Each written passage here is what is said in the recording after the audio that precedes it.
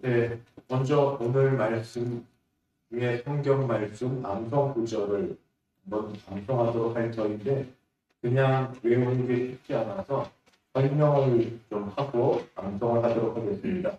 반드시 유인물을 보면 암송 구절이 이사야 6장 8절입니다. 저는 좀 이렇게 나누어서 이해하고 암송하려고 노력해봤습니다. 좀 나눠서 하는데 첫 번째는 내가 들으니, 그러니까 내가가 주어고 듣다가 주어가 가는 동사. 내가 듣습니다. 내가 듣는다. 내가 들으니, 그러니까 뭘 듣나? 목소리인데 그냥 목소리가 아니라 신적인 목소리니까 주의 목소리를 들으니. 그래서 앞에 또 말이 있어 또가 붙어서 내가 듣는데 주의 목소리를 듣습니다. 근데 또 그래서 합치면 내가 또 주의 목소리를 들으니. 첫 번째 이해를 한 거고요. 두 번째는 주님이 나왔으니까 주의 목소리로 말하십니다. 그래서 두 번째는 주께서 이르시되 내가 또 주의 목소리를 들으니 그 주께서 이르시되 그 다음에 주어가 두 개가 나와서 내가와 누가가 나옵니다. 내가와 누가. 내가 누구를 보내요? 누가 우리를. 내가 누구를 누가 우리를. 이렇게 좀 구분하시면 될 것 같아요. 내가 누구를 주께서 이르시는데 내가 누구를 뒤에는 누가 우리를. 그러니까 내가가 가나다라는 거 앞에 있잖아. 그 다음에 누가가 오니까 좀 내가 누구를 뒤에는 누가 우리를. 앞에서 주님은 말씀하시기를 내가 누구를 보내며 그 다음에 누가 우리를 위하여 갈 것. 주께서 이르시되 뭐라고 말씀하니 내가 누구를 보내며 누가 우리를 위하여 갈고 하니. 그 다음부터 이제 선지자 이사야의 응답입니다. 그때에 이제 내가가 나옵니다. 내가 이럴 때 나를 보내소서. 내가 이럴 때 내가 여기 있나이다 나를 보내소서 하였다. 우리 선교에 대한 도전할 때 이런 뒤에 말씀을 제일 많이 들어보셨을 겁니다. 내가 이럴 때 내가 여기 있나이다 나를 보내소서. 셋으로 나누어서 한번 제가 먼저 읽고 여러분 한번 따라하시고 그렇게 해서 같이 한번 해보겠습니다. 제일 처음에는 내가 들으니 또 주의 목소리를 들으니 합니다. 내가 또 주의 목소리를 들으니 한번 해보실게요. 내가 들으니를 생각하시면 됩니다. 시작. 내가 또 주의 목소리를 들으니 한번 더 하십시다. 내가 주어고 두 동사가 듣습니다. 내가 또 주의 목소리를 들으니 시작. 또 주의 목소리를 들으니. 예. 그러니까 주께서 말씀하십니다. 네, 주께서 이르시되. 주께서 이르시되까지 한번 같이 하겠습니다. 네, 제가 먼저 할게요. 내가 또 주의 목소리를 들으니 주께서 이르시되. 시작. 내가 또 주의 목소리를 들으니 주께서 이르시되. 주님이 말씀하시는데 내가 누구를 누가 우리를. 그러니까 내가 누구를 보내며 누가 우리를 위하여 갈고 하시니. 제가 먼저 할게요. 내가 누구를 보내며 누가 우리를 위하여 갈고 하시니. 시작. 내가 누구를 보내며 누가 우리를 위하여 갈고 하시니. 내가 누구를 누가 우리를. 내가 누구를 누가 우리를. 다시 한번요. 제가 먼저 하겠습니다. 내가 누구를 보내며 누가 우리를 위하여 갈고 하시니. 시작. 누가 우리를 위하여 갈고 하시니. 그 앞에 주님이 말씀하신 거니까 주께서 이르시부터 하겠습니다. 주께서 이르시되 내가 누구를 보내며 누가 우리를 위하여 갈고 하시니. 시작.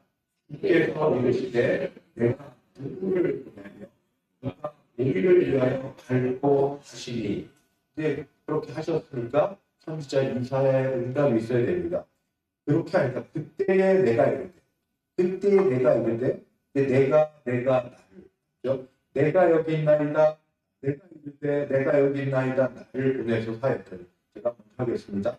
그때에 내가 이럴 때 내가 여기 있나이다. 나를 보내소서 하였더니. 시작. 그때에 내가 이르니 내가 있나이다. 나를 보내소서 하였더니. 한 번 더 해주세요.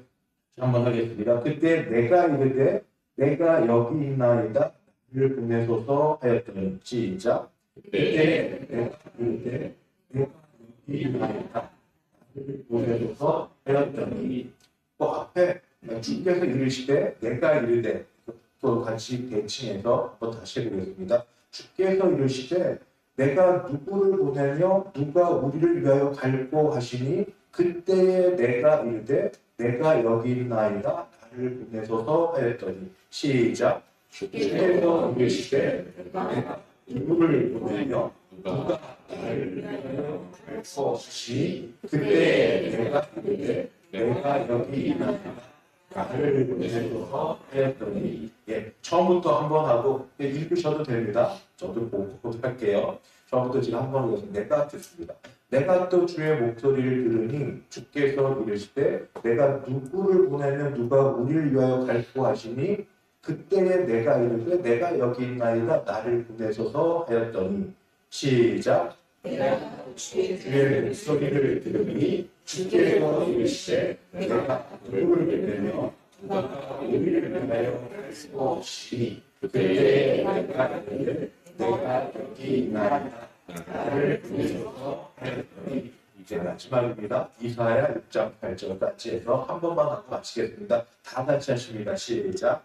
내가 또 주의 목소리를 들으니 주께서 이르시되 내가 누구를 보내며 누가 우리를 위하여 갈고 하시니 그때에 내가 여기 있나이다 나를 보내소서 하였더니 이사야 6장 8절. 제가 마음이 급했네요. 오늘 제목이 하나님을 향한 반응으로서의 예배입니다. 예배에 대한 공부인데 저는 이 반과 제목을 보면서 와라는 감탄이 났습니다. 오라는 건 예배 지금 또 두 번도 했는데 지난번은 제가 기억한 거는 우상에 대한 건데 예배가 사실 굉장히 풍성하고 많은 것들이 그 안에 담겨져 있습니다.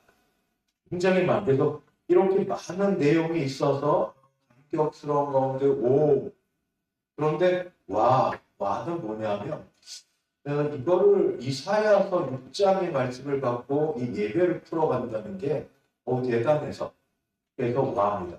그러니까 예배는 신학교 혹시 커리큘럼 보시면 예배학에서 한 학기 분량입니다. 한 학기를 가르치면 한 학기 동안에 예배의 요소부터 시작해서 예배를 어떻게 드리는 것까지 해서 온갖 예배를 드리는 걸 하고 나서도 사실 다 했는지 모를 예배학 책만 해도 이렇게 두꺼운 것들이 많아요. 근데 그런 것들 중에서 제목이 뭐냐면 예배인데 이게 대단하게 정리를 잘했다고 얘기했어요. 하나님을 향한 반응으로서의 예배. 이 말씀이 저는 좋아서 이 말씀을 같이 전하려고 합니다. 교회를 보통 말할 때 교회에 보통 5가지 요소가 있다고 합니다.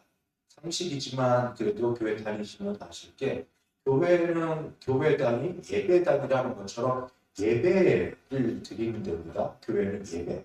예배를 드리러 와서 순서는 자연스럽지만 저는 이런 순서가 이해도 쉽고 외우고 예배를 드리러 와서 예배 드리고 나서는 마치 주일학교 아이들처럼 교회 가르칠 교회니까 교육, 양육이 있습니다.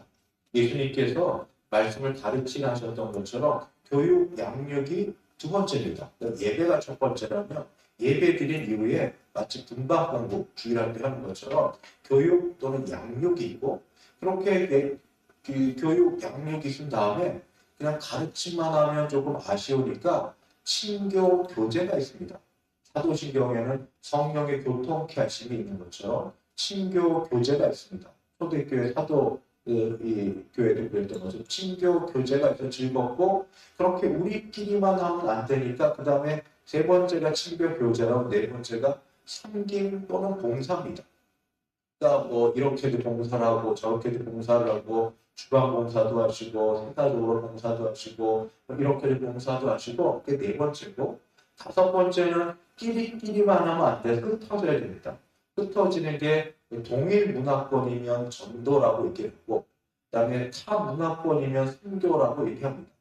전도와 선교. 그래서 5가지 요소가 보통 기본으로 모두가 동의하는 요소입니다. 첫 번째가 예배. 어쨌든 교회는 예배를 드리고 왔으니까 예배가 제일 큰 요소고, 두 번째 예배 드리고 나서 뭔가 배워야 되니까 그냥 안 좋아서 배울 것 교육 또는 뭐 세상과 다른 양육도 되겠고요. 우리 주님께서 이 제자들을 교육 양육하셨고, 이렇게 하면서 공동체 가운데 이렇게 친교 교제가 있고, 그게 세 번째고, 그 다음에 그렇게 친교 교제 끝나는 게 아니라 예수님을 따라 섬김 봉사가 있고, 마지막이 전도 선교가 있습니다.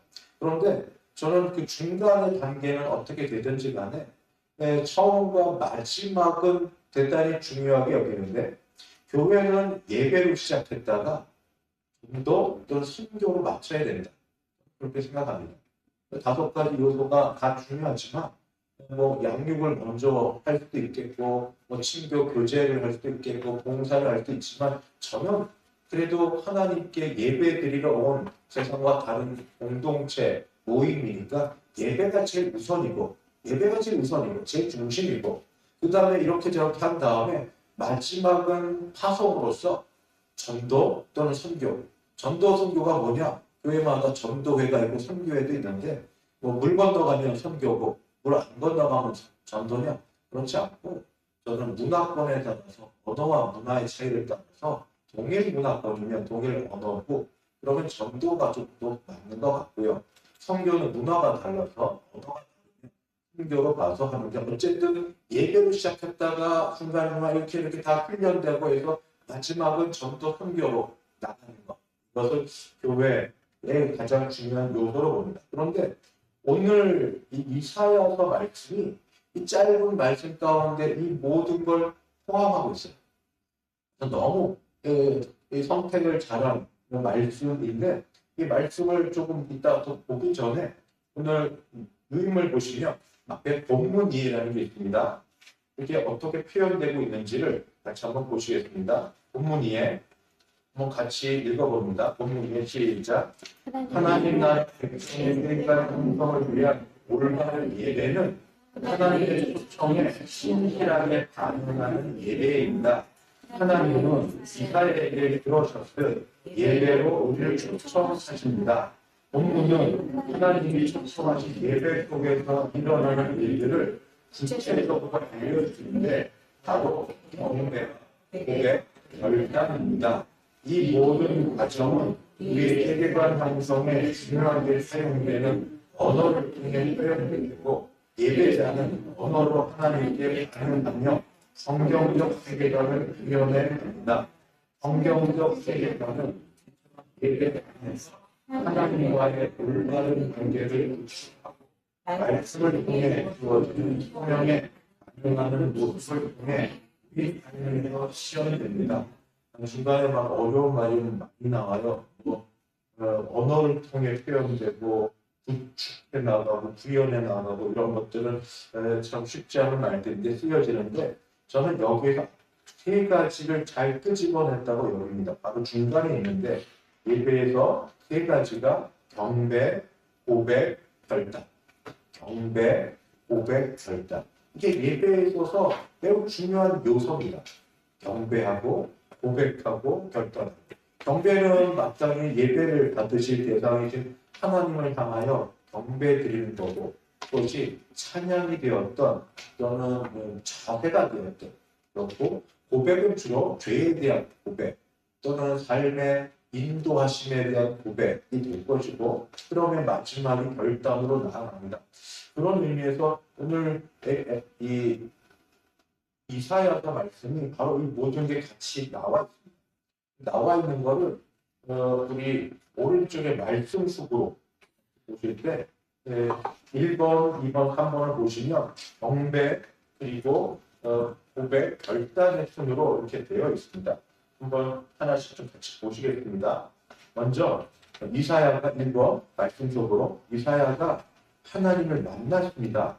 그때 성전에 가득했던 소리가 있습니다. 그것이 무엇입니까? 6장 3절이 어떻게 기록되어 있죠? 한번 읽어주시겠습니까?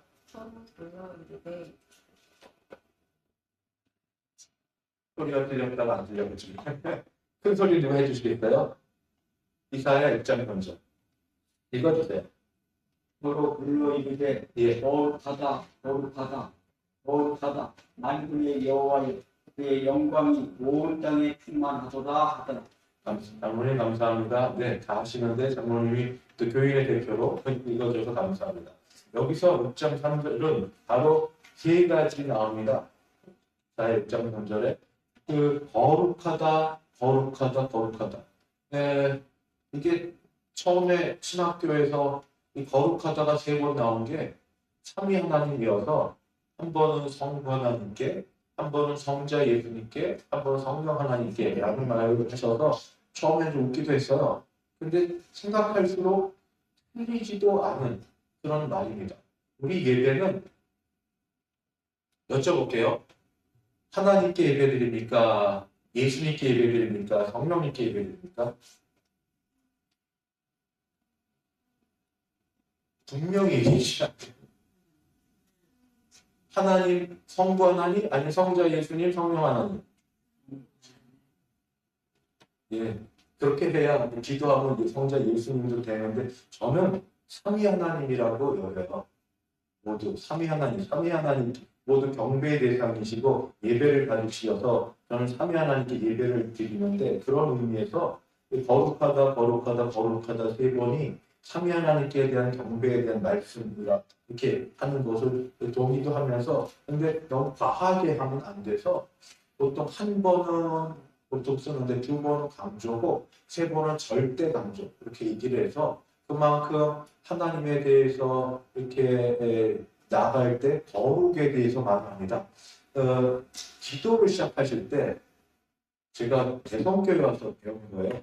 대성교회 와서 한두 번 말씀했는지 모르는데 시작을 호칭으로 시작하셨습니다. 하나님 아버지 하는데 뭐 사랑이 많으신 하나님 아버지 그리고 긍휼이 많으신 하나님 아버지 뭐 그렇게 제가 어느 날 봄예배, 낮예배 때 하늘에 계신 아버지 주기도를 시작했어요. 그랬더니 그날 당의 원부 장로님이 목사님 기도는 그렇게 시작하는 거 아닙니다.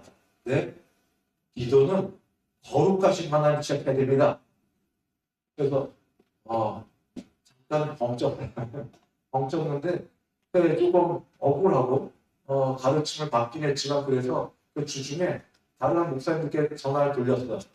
기도가 꼭 그렇게 해야 돼? 저는 아니라고 듣고 싶어서 근데 이게 좋아 얘기해서 예 거룩하신 하나님 다른 사랑이 많으시고 뭐 인자가 풍성하시고 긍휼이 풍성하시고 뭐 이것저것 다 좋은데 그 장로님이 잘 지적해 주신 것 같아요. 가장 중요한 요소로서 하나님에 대한 성품을 찬양하고 높일 때 제일 좋은 것 중에 하나 다른 것도 많습니다.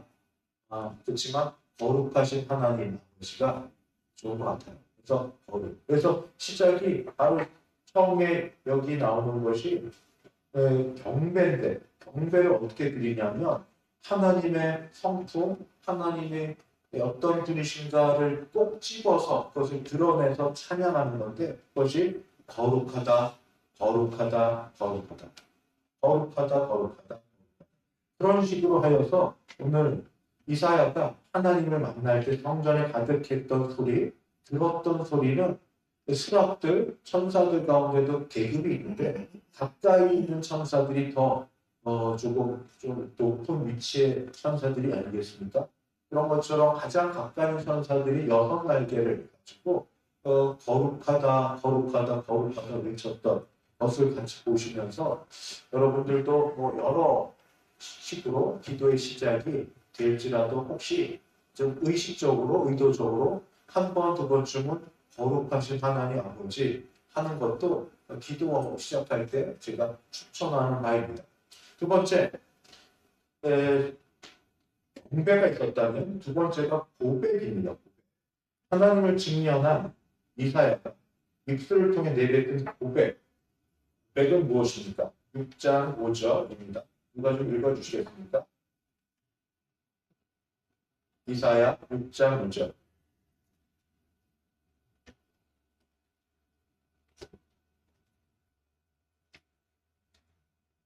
이 달라지셨네요. 침묵을 지키시고 제가 읽을게요. 1.5절 읽습니다. 그때에 내가 말하되 바로다 나여 망하게 되었도다. 나는 입술이 부정한 사람이요 나는 입술이 부정한 백성 중에 거주하면서 만군의 여호와의 긴 왕을 베었음이로다 하였더라. 나는 부정한 백성이고 나는 그 가운데 사는 사람이어서 내가 이런 죄 가운데 있는 자가 감히 하나님을 뵈면 죽죠. 죄인이 하나님을 뵙고 사는 존재가 없습니다. 그래서 나는 망하게 되었다 하는 것. 하나님을 뵈면 감사하고 놀라운 일도 있겠지만 그의 영광의 가득함이 우리로 하여금 우리 죄성을 바라보게 된다. 그렇게 여겨집니다. 정말 하나님의 영광이 가득해 있으면 그 앞에서 어디 설지 모르는 속에서 죄가 낱낱이 드러나서 견디기 어려운 이런 모습이 있을 터인데 이사야가 바로 그런 것처럼 바로다 나여 망하게 되었도다. 이게 죄에 대한 고백. 그냥 너무 죄를 신상하게 쉽게 넘어가지 못하는 것은 하나님을 직접 만난 분이 그렇게 말하는 거고 그렇지 못할 때 그냥 예의상 기도의 순서 중에 하나 있으니까 죄에 대한 고백이 있는데 제가 묵사하고 예배를 많이 인도하고 하면서 느끼는 게 바리새인의 위선이 이렇게 멀리 있지 않구나. 바리새인의 외식이 멀리 있지 않구나. 실제로 그렇게 마음을 느끼고 사는 것 없이도 그냥 하던 대로 할 수도 있구나 하는 것을 종종 느낄 때가 있습니다. 부끄러운 일인데 그러면 안 되는데 그렇게 될 수도 있더라. 그게 외식이고 위선이고 신약 성경에 그런 분들을 보고 비판하고 비난하고 정죄했는데 돌이켜보면 그런 위치에서 그렇게 될 수도 있는 일들이 많아서 성경 말씀이 좋은 것 같아요. 평생 많은 사람이 선생이 되지 말라고 했는데 좀 그런 게 앞에 많이 안 나서면 좀 더 할 텐데 어쩔 수 없고 그래서 앞에 서게 되는 분들은 초신들이 그렇지 않으세요. 장로님들 처음에 기도할 때 일주일에 한 번, 몇 주에 한 번씩 돌아올 때 기도 순서가 되면 금식들 하셔요. 금식하시고 그때를 위해서 준비하시고 너무 귀합니다. 그래서 그럴 때 꼭 부부싸움이 일어날 수치가 되게 많아요. 어떻게 해서든지 그걸 깨려 유지하는 걸 깨서 못하게 하려고 하는데 그걸 잘 견디시고 지내셔서 교역에 준비하신 기도가 참 은혜가 됩니다. 그래서 하여튼 그 앞에 있는 분들을 불쌍히 여겨주시고 그래서 기도해 주십시오. 하나님 앞에서 나중에 판단이 다 받을 것이니 그렇게 부끄럽게 좀 덜 하도록 여러분이 기도해 주시면 더 감사하겠습니다. 하나님을 뵈면 할 것이 바로 고백입니다. 바로다 나여 하게 되었다. 그다음 세 번째 질문이 있습니다. 하나님이 이사야에게 하신 질문과 이사야의 대답은 무엇입니까? 오늘 외운 말씀인데 외운 걸 기억하시면서 한번 같이 읽어보겠습니다. 시작. 내가 너의 목소리를 들으니 주께서 이르시되 내가 눈을 내며 마음을 위하여 갈지니 그때 내가 이르되 내가 여기 있나이다 나를 보내소서 했더니 마지막이 결단이고 그 결단의 결과로 하나님께서 타성하는 것에 대한 말씀이 있으실 때 이사야가 죄에 대한 고백 이후에 하나님 앞에서 제가 하겠습니다 하고 나서고 있습니다. 그래서 예배의 이 요소가 여기서 먼저 경배, 거룩하다, 거룩하다, 거룩하다 시작하면서 두 번째 고백, 어떤 고백? 죄에 대한 고백, 그냥 몇몇 죄목들을 놓고 잘못했습니다 하는 걸 넘어서서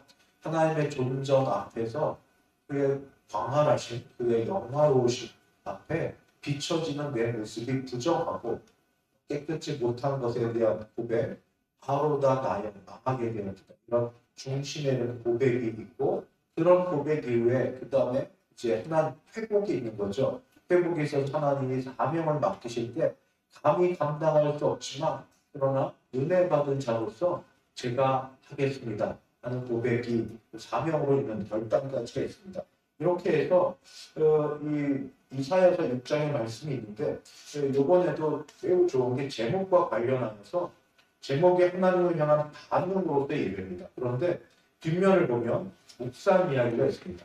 묵상이 이번에는 굉장히 오늘 하고 잘 어울립니다. 제가 읽겠습니다. 어떻게 되어 있는지. 첫 비를 맞은 씨앗은 새싹을 띄우고 아침 햇살을 받은 곳은 자연스럽게 피어납니다. 바람이 불면 풀은 흔들리고 해와 다른 밤낮으로 움직이며 그 순간 오가는 파도로 흩날립니다. 마치 찬송가 393장 신실하신 주 2절의 가사처럼 만물은 하나 되어 하나님께 반응하는 예배를 드립니다. 그 다음이 이겁니다. 앞에 있던 것을 요약해서 살아있는 모든 건 반응합니다. 살아있는 것은 반응합니다. 반면 죽어있는 것은 어떤 모양으로도 반응하지 않습니다. 그래서 이게 도전이 이겁니다. 우리의 예배는 생생히 살아있는 예배입니까? 아니면 죽어있는 예배입니까? 예배가 살아있는 생동력 있는 예배입니까? 아니면 그냥 형식적으로 자리만 차지하는 그런 죽어있는 예배입니까? 결론은 진정한 예배는 생명력이 있어 하나님께 반응하는 예배입니다. 제 주제 제목처럼 하나님께 반응을 하는 것이 참된 예배다. 예배의 여러 요소 중에 하나님께 반응을 주제로 잡은 것이 굉장히 잘 잡은 주제라고 생각이 듭니다. 그런 의미에서 제가 이제 그 다음 조금 더 말씀을 드리고 마치려고 합니다. 보통 예배라고 하는 게 한자로는 예를 갖추다, 이렇게 경배하다, 예배하다. 그래서 예를 갖추어 예배하다, 경배하다 그런 뜻입니다. 근데 예배는 기독교에서만 있지 않습니다. 모든 종교에서도 어떤 종교의 신을 또는 절대자를 섬기는 그런 종교라면 되게 전통적이고 위대하고 역사가 있는 그런 종교는 일단 모형은 달라도 그다음에 이름은 달라도 예배 형식이 있습니다. 예배. 그러니까 우리식으로 예를 갖추어서 나름으로 그 종교 전통에 있는 그런 것을 예를 갖추어서 경배하는 게 예배입니다. 우리도 예배에 익숙합니다. 그런데 우리가 갖는 예배는 감히 말씀드리건데 무속의 예배의 요소하고 많이 닮아 있습니다. 무속의 예배의 특징은 뭐냐면 바로 정성을 다하는, 치성을 다하는, 정성을 다하여 예를 갖추어서 뭐든지 드리면 그다음에 하늘이 감동을 합니다. 하나님이 감동케 가끔씩 그런 기도들을 드는데 하나님을 감동케 하는 예배를 드리죠. 나쁜 마음은 아닌 것 같은데 정말 성경적인지는 잘 모르겠습니다. 그러니까 의도는 알겠습니다. 그만큼 최선을 다하고 정성을 다하는데 최대한 정성을 다해서 하늘을 감동케 하기 위해서 말뿐이 아니라 그런 일을 합니다. 어떻게 하냐면 자기 몸을 괴롭게 합니다. 몸을 괴롭게 하는 것 중에 우선 제일 사람이 예수님의 금식 이후에 식욕에 대한 것을 도전했던 것처럼 먹는 걸 금하죠. 그래서 며칠 금식, 작정해서 며칠 금식을 하고 또는 인간의 또 기본 욕구 중에 잠을 자서 철야를 하고 또 금식과 철야를 하면서 몸을 괴롭게 하면서 정성을 다하고 치성을 다합니다. 이걸로 다 끝나지 않으면 뭔가를 갖다 바치죠. 뭘 갖다 바치는데 어떻게 드리냐면 헌금을 많이 하죠. 많은 물질을 들여서 헌금을 하는데 그렇게 헌금을 많이 하고 또는 어떤 봉사를 많이 해서 이런 식의 자신을 깎아서 내어드리는 것을 통하여서 정성을 다하여 하나님께 이렇게 예를 갖추면 그러면 하나님 응답하실 거다 하는 생각에 그렇게 하십니다. 그게 전혀 틀린 건 아니고 맞긴 하는데 저는 드리고 싶은 건 그게 다가 아니다 하는 거하고 첫 번째 이게 다가 아니고 두 번째 순서가 바뀌었다는 말씀을 드리고 싶습니다. 순서가 바뀌었다. 영어에서 예배를 worship service라고 합니다. 그런데 조금 보면은 그 앞에 하나님의 God이 있습니다. God's worship service. 서비스는 섬기다, 봉사하다. 그런데 예배를 하나님에 붙여서 하나님의 섬김이라고 그렇게 붙였어요. 그런 영어들은 미국 사람이 쓰는 거지만 그 앞으로 당겨가면 라틴어에서 나오고 또 앞으로 당겨가면 헬라에서 나오고 히브리에서 나오는 여러 원어들을 통해 볼 때 틀린 말은 아닙니다. 그러니까 이상하죠. 예배는 피조물이 절대자 앞에 나가서 정성을 다해 치성을 다해서 드려서 감동을 시켜서 제액 초복, 액은 원리하고 초복, 복을 얻는 그런 일로 예배를 드려야 된다는 생각. 앞으로 하나님이 섬겨주시는 게 예배다. 적어도 기독교는 하나님이 섬겨주시는 게 예배다 하고 그렇게 기독교 전통 가운데 내려오고 있습니다. 그래서 우리는 사고방식을 좀 정화해야 될 것 같습니다. 내가 먼저 최선을 다하여서 정성을 다해서 하나님을 감사시키는 것 이전에 그 전에 해야 될 일이 하나님이 먼저 우리를 숨겨주셨다는 것을 아는 겁니다. 하나님의 섬김, 하나님의 서비스가 예배라는 겁니다. 그게 무슨 말이냐? 왜 괜히 이상한 얘기를 하느냐? 그게 아니고요. 하나님의 서비스, 하나님의 섬김이 뭐냐면 어떤 종교에도 없는 게 있습니다.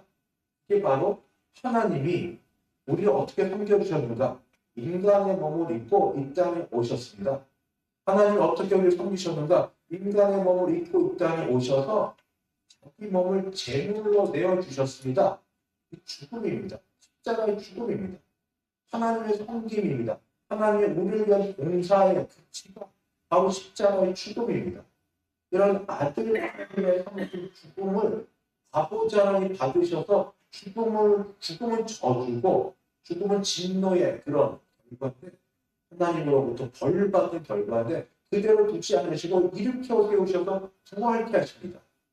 그래서 다시 그 하나님 보좌 우편에 올리십니다. 성자 예수님은 어떻게 섬겨주십니까?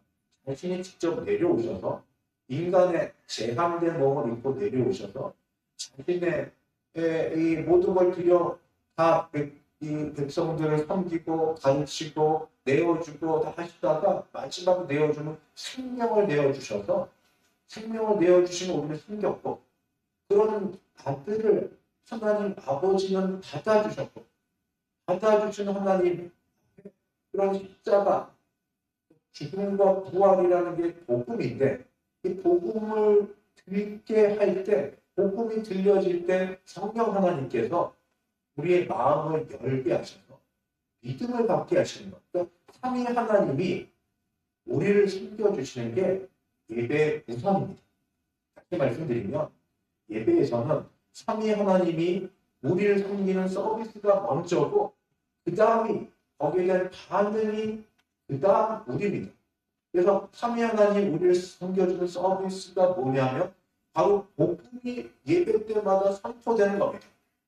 하나님이 사랑이신데 하나님이 거룩하신 분이신데 죄 가운데 있는 이 사람들 그냥 볼 수 없어서 그를 보내셨고 죄값을 치러주시고 죄값을 죽어주신 예수님을 부활케 하셨고 그런 예수님을 믿는 자에게 구원을 이루셨다는 복음이 선포되고 복음이 선포되고 나서 구원의 은총이 선포되고 전파되는 것. 이게 바로 예배 가운데 일어나는 일이고 바로 이런 것으로 하나님이 숨겨주실 때 거기에 대한 반응이 그때 우리가 하는 겁니다. 그걸 듣고 아무것도 없는 진공 상태에서 비나이다. 내가 지금 이런 어려움이 있는데 예배당에 와서 정한 시간에 같이 정화수를 떠놓고 이렇게 하는 것도 안 하더라도 정한 옷을 입고 천금을 잘 준비해서 내가 정성껏 드리며 내 마음을 받아주셔서 잘 먹고 잘 살게 해줄 걸 비난하다가 아니고 하나님이 우리를 향하여 베푸신 구원의 은혜를 듣고 이게 말씀에서 예배 중요한 내용은 말씀, 내용들, 그리고 성례. 말씀은 언어로 표현되는 복음의 선포라면 성례는 직접 몸으로, 눈으로, 그리고 손으로, 몸으로 체험되는 바로 그런 은혜입니다.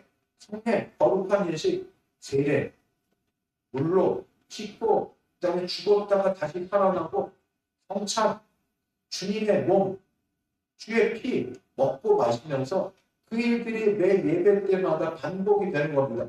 가톨릭에서 잘하는 건 이겁니다. 매 예배 때마다 미사하고 하지만 어쨌든 이걸 반복해요. 우리는 매번 못합니다. 그죠? 우리나라 처음 대동강에 와가지고 선교사들이 그때 데려가서 거기서 침례하고 했던 것처럼 1년에 2차례, 잘하면 3차례 이렇게 하지만 자주 못하더라도 예배 때 이런 복음이 말씀과 그리고 성례, 세례와 성찬을 통하여 선포되고 들려질 때 하나님의 우리를 향한 구원의 그런 은총이 드러나는 게 그게 하나님의 성김입니다. 그것을 기억하는 겁니다. 하나님이 이렇게 하셨고 매 예배 때마다 내 중심이 아니라 하나님이 이렇게 우리를 사랑하사 이런 일을 베푸셨구나. 그래서 그 결과로 거기에 대한 반응으로 감사합니다. 나 같은 죄인을 죽어 마땅하고 진노 가운데 있어야 될 이런 사람을 하나님이 사랑하여 주셔서 자녀로 삼으시고 또 불러주셔서 이렇게 예배의 자리에 있게 하시니 감사합니다.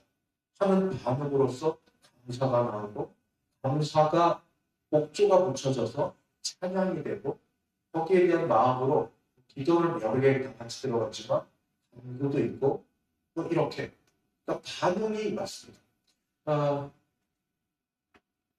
우리 교회에서 제가 앞에서 예배를 인도하다 보면 교회자들에게 우리 교회는 정말 장벽에 맞습니다.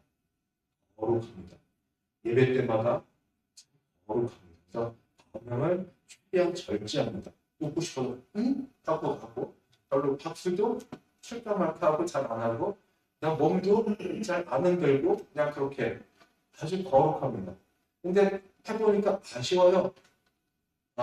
목회자가 조금 더 복음을 제대로 선포하고 하나님의 구원의 은총을 능력 있게 선포하면 이게 속에서부터 우러나오는 기쁨과 감격과 감사가 막 넘쳐나서 얼굴에 가득 있어야 되는데 그냥 일어날 때도 경건하고 거룩하게 일어나는 모습이 있어서 거룩을 유지하는 장로교의 특성은 맞지만 우리 유전과 전통을 넘어서서 주신 은총을 따라 예배가 우리가 즐겨내는 축제가 아니라 그런 생각을 해서 이거 말씀 전하고 그 앞에서 얘기하는 축제가 됐습니다. 그러니까 우선 예배 인도자 앞에서 사람들이 복음에 대한 강력한 은혜, 감사를 선포하는 것이고 구원의 은총이 이렇게 들려지고 거룩하신 하나님이지만 그 하나님 앞에 나아가서 감히 뛰놀고 함께할 수 있다는 게 마음껏 드러나게 되어서 자도 이렇게 받아주셨네. 이런 것들 예배 때마다 여기 말대로 재현이 되면 예배가 축제가 될 텐데. 기도해 주십시오. 우리 교회가 더 그렇게 될 겁니다. 그렇게 되기를 바라고 그래서 복음이 선포되고 구원의 은총이 예배 때마다 얼마로 드러나서 그 예배가 그 결과로 막 드러내고 어떤 연령층마다 또는 이렇게 성향마다 다르긴 하겠지만 기쁨이 충만한 축제로서 예배가 있으면 정말 좋겠다. 되실 줄 믿고 우리 모두 같이 준비하시면 그 마음이 있으면 되게 하실 줄도 있습니다.